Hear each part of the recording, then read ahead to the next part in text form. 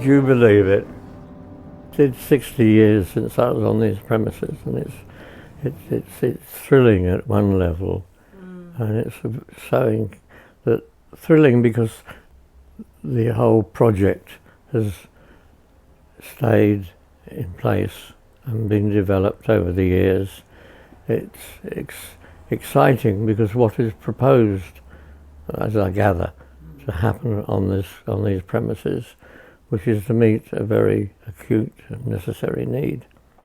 I've been working with homeless people with a previous organisation for about 4 years, and that involved a mobile church on the embankment serving soup 2 or 3 times a week, and out at night sometimes. We did a night shift by Charing Cross Station, and so I was well aware of the needs of homeless people and some of the ways in which they could be met. When I had the invitation by the vicar at the time to take over the social work at St Martin in the Fields, then it was a continuing of the same, but now I was in charge and asked to get on to do a job and give them the freedom to do it.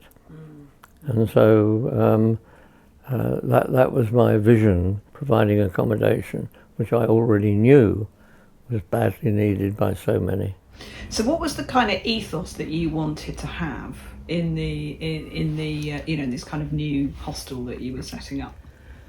Well, basically it was a roof over their heads, and the sense of community sort of developed. You'd obviously invite them downstairs for tea sometimes, and therefore if they had particular needs, you were the one that was hearing them. How long did you live here with your family? Well, it must have been 4 or 5 years. My wife, she would help by dealing with the rents and things like that. And it never occurred to me when I look back how risky that whole business could have been. But it worked, and it was part of us, and we just got on and did it. And how did your children find it? Well, it was a challenging time for them to grow up in that sort of atmosphere, a bit different from their friends. I've never heard them complain, because we had the ground floor and we had the garden mostly to ourselves, where they could breed their rabbits. Tell us a bit more about who lived here, if you can remember. Well, a lot of them probably had a background of instability, that therefore we were able to give them that stability contained within accommodation, because there was someone on the staff there most of the time to pick up the pieces if there were pieces that needed picking up about in their lives.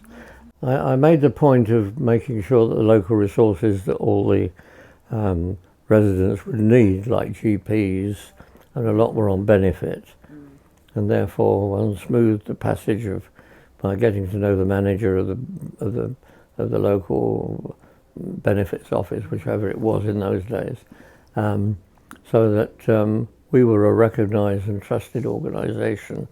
And when they turned up and said they lived at 27 Nightingale Lane, the staff there knew that that was a genuine request.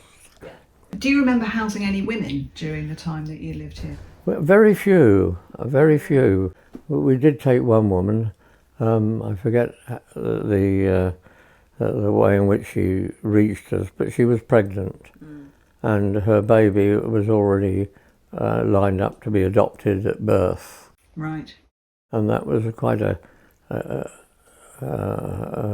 shattering sort of experience, because when the time came, she went to hospital, had the baby was taken. She came back when the hospital discharged her, and that night she tried to take her own life. And our GPs came, or one of my brother and sister up the road, and they wanted to take her in. So they trusted us enough for her to stay with us, and she came out of it and moved on. Did you ever have any kind of social events or anything like that where you were getting everyone all together in the house? Well, Sunday tea was a sort of fixture. Was it? So those who wanted came. Yeah. And then Christmas was obviously a time when St Martin's was on fire for all the good it normally does.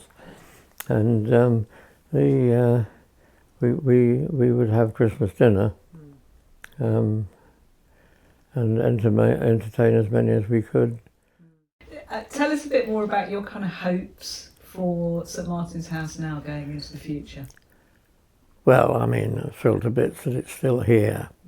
And, you know, it's under the sort of forward-thinking management who now want it to meet a bigger need that they've identified because they work at the coalface. They know what the issues are now, and they are particularly women, and that's fairly obvious across the board if you listen to the news and see what society is up to at the moment.